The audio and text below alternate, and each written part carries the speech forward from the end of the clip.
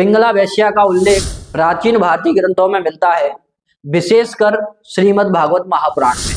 पिंगला एक वेश्या थी जो अपने जीवन में भौतिक सुखों और सांसारिक भोगों में लिप्त रहती थी। उसकी कहानी हमें जीवन के उच्चतम सत्य और आध्यात्मिकता की ओर प्रेरित करती है। पिंगला की कथा यह दर्शाती है कि कोई भी व्यक्ति, उसका जीवन चाहे कितना भी सांसारिक क्यों ना हो, ईश्वर की शरण में जाकर आत्म साक्षात्कार कर सकता है।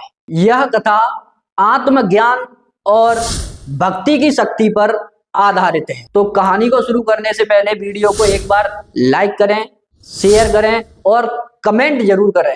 अगर आपने अभी तक चैनल को सब्सक्राइब नहीं किया है तो चैनल को सब्सक्राइब जरूर कर लें। तो आइए कहानी को शुरू करते हैं। एक बार अवधूत शिरोमणि भगवान दत्तात्रेय मिथिला में भ्रमण कर रहे थे, तो उन्होंने एक वेश्या को गुरु बनाया जिसका नाम पिंगला था। वह मिथिला नगरी में रहती थी और अपनी आजीविका चलाने के लिए पुरुषों को अपने रूप और मोहक व्यवहार से अपनी ओर आकर्षित करती थी। उसकी पूरी जिंदगी धन और सुख पाने की चाह में बीत रही थी।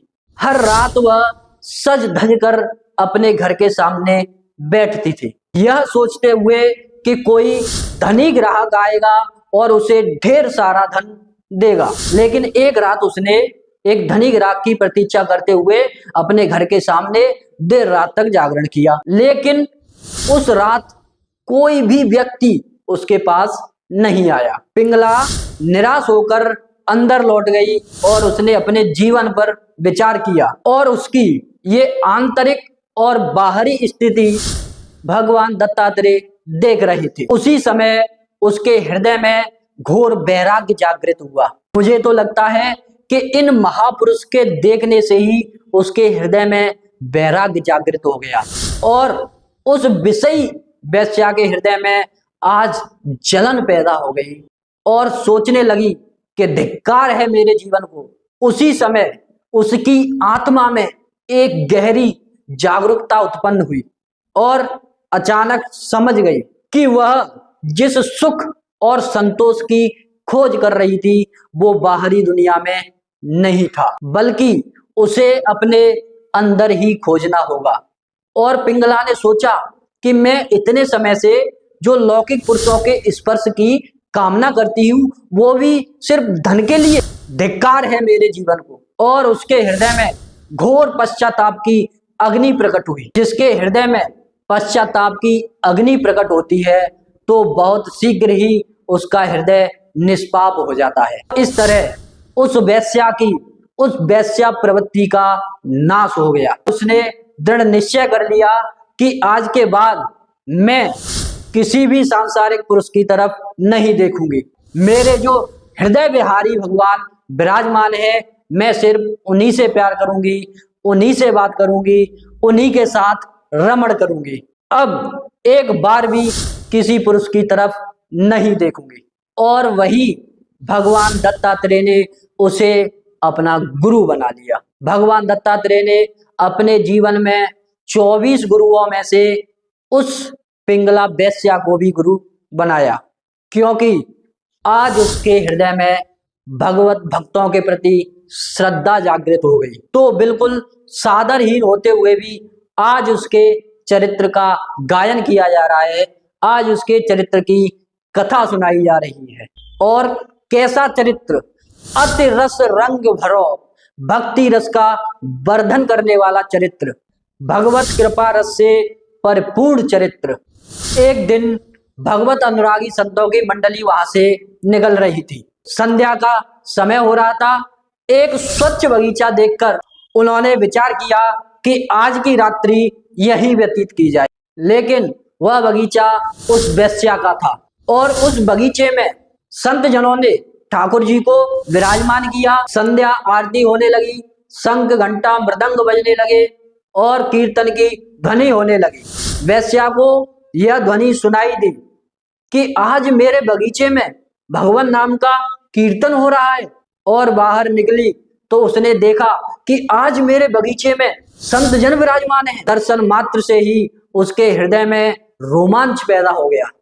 एक तरफ तो उसके हृदय में रोमांच और दूसरी तरफ उसे पश्चाताप होने लगा और सोचने लगी कि जब ये संत जन जानेंगे कि ये वेश्या है तो ऐसा ना हो कि ये आसन उठा के चल दें। और मन ही मन विचार कर रही है कि आज मेरे दरवाजे के बगीचे में संत जन आए हैं, मैं इनका कैसे स्वागत करूं। अंदर ही अंदर सोचने लगती है कि ये मेरे हाथ का पानी तक न पिएंगे और छल से मैं सेवा कर नहीं सकती। अगर बताया कि मैं वेश्या हूं तो कोई भी वस्तु लेना तो दूर, ये सब उठकर चल देंगे। सोचती है कि हाय, ये कैसा दुर्भाग्य है मेरा। फिर भी एक उत्साह अंदर हृदय में हुआ कि संत जन आए हैं, अब जैसा भी हो मुझे इनकी सेवा करनी चाहिए। लेकिन वेश्या मन ही मन सोचती है कि मैं बहुत नीच हूं, मलिन हूं।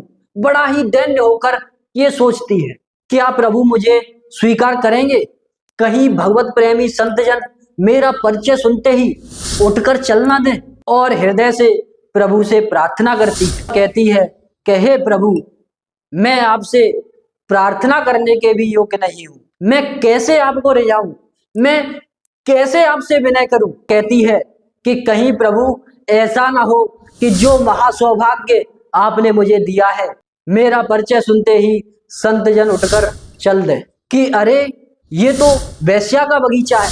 और प्रार्थना करती है, हे प्रभु कृपा करना, ये संत जन यहाँ से जाए ना। और एक सुंदर थाल में जो भी उसके आभूषण, रत्न, हीरे जवाहरात आदि थे, जो भी उसने शरीर बेचकर एकत्रित किए थे, थाल में सजा करके ले आई। आंसू बहाते हुए, विकल होकर, हृदय से दैन्य होकर, डरती हुई बगीचे में पहुंची। नजदीक गई, आभूषणों से भरा हुआ थाल रख दिया, संतों को प्रणाम किया और आंसू बहाते हुए एक कोने में जाकर खड़ी हो गई। संत जन उसकी दैन्यता देख करके बहुत प्रसन्न हुए और कहा कि तुम कौन हो? तो उसने कहा कि महाराज, मैं वेश्या हूं, मलिन आचरण करके मैंने ये सब धन कमाया है, आप इसे स्वीकार करें और जो ठाकुर जी विराजमान है इनकी सेवा में लगा दें।